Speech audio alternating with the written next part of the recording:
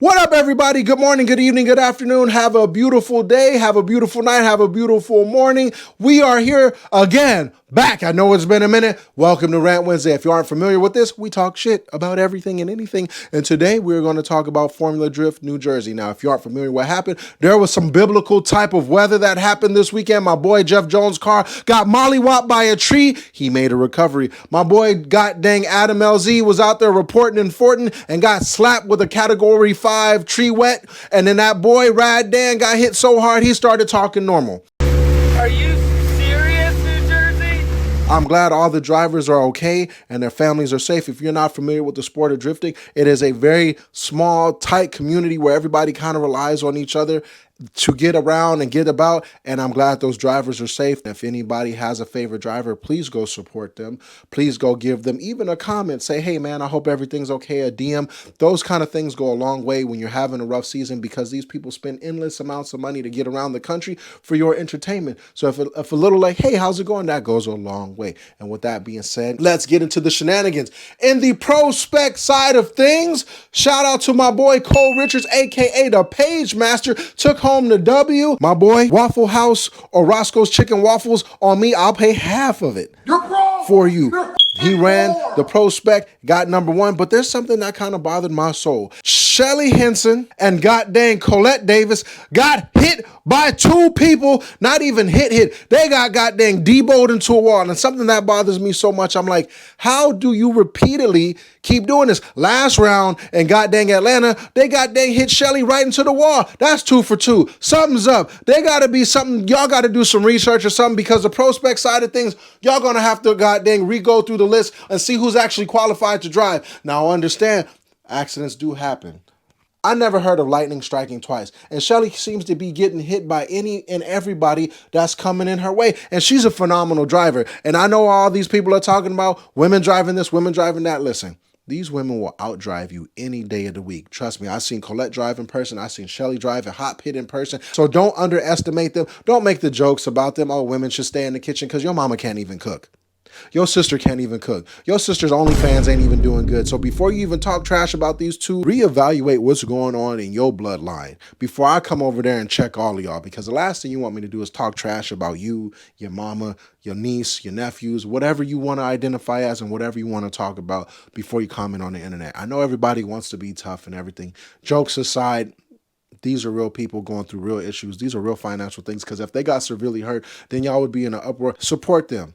Don't bring yourself into their world because you don't drive. Now, for the Formula Drift pro side of things, I don't know what the hell I was watching. It literally felt like you was in a lobby and everybody was just trying to get a W. Everybody running around. Shout out to everybody that made it into a higher position of driving that has never really got close to a podium or even got to the top 16. This year in drifting, I saw Jonathan Castro podium last round. I don't think I've ever seen Jonathan Castro podium or get close to a podium. He usually like gets nerfed out real quick or gets close to the top 16 and then has like a mechanical issue. So it's like this year something in the water. Something's happening, because I expected Osbo and Dean to go at it last time and stiff arm. Watch out.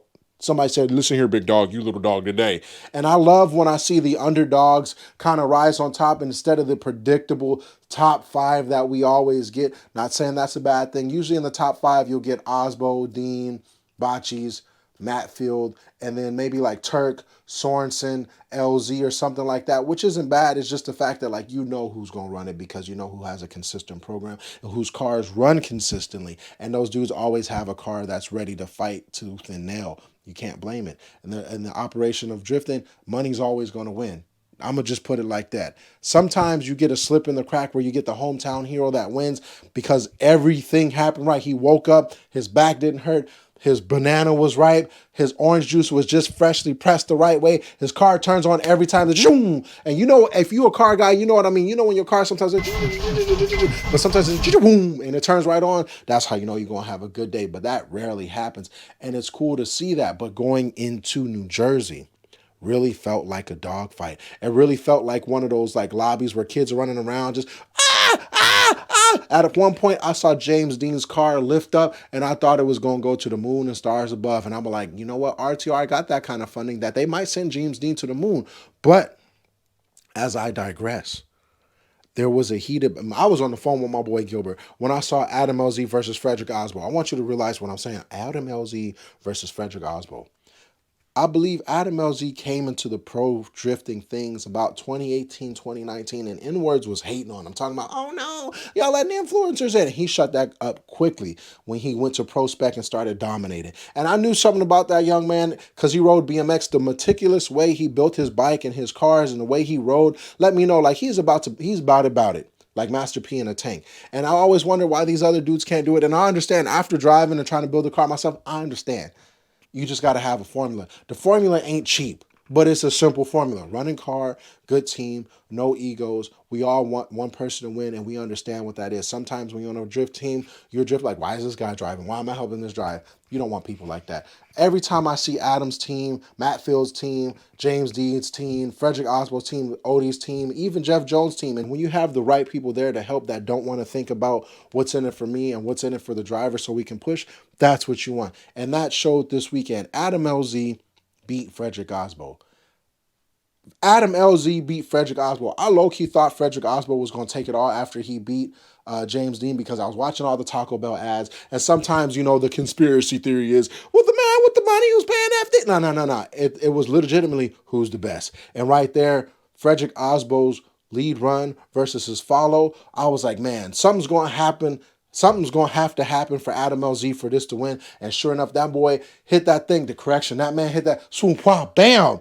That car dipped, scraped the wall a little bit. Fredric Osbo couldn't keep up. And the next thing you know, they transitioned. And I said, yo, Fredric Osbo just straightened up in the Toyota Rockstar car. And Adam LZ in the Drift HQ E36 kept pushing and cooking, booking. I was like, yo, and I was like telling Gilbert, like, yo, on the phone, I was like, I don't know. But then I watched the replay and I sat down as a semi-analyst of the sport. I was like, yo, Adam just cooked this man. And sure enough, he did. And I stand here and I say, anything is possible! Anything is possible! Anything's possible! Anything's possible! And that right there let me know. I'm going to talk a little shit right now. I'm so happy to see that man doing shit because a lot of didn't want to see him in the place he was in. A lot of people hated. A lot of keyboard warriors were like, he don't deserve to be here. Not knowing the background, this man was competing in grassroots events. And people was like, why is he here? You got to realize to push the sport, you need somebody to push the sport. And everybody be like, well, drifting sold out, drifting's corporate. It's just like skating, bro. You want to complain about not making money, but then you want to complain about when the money comes.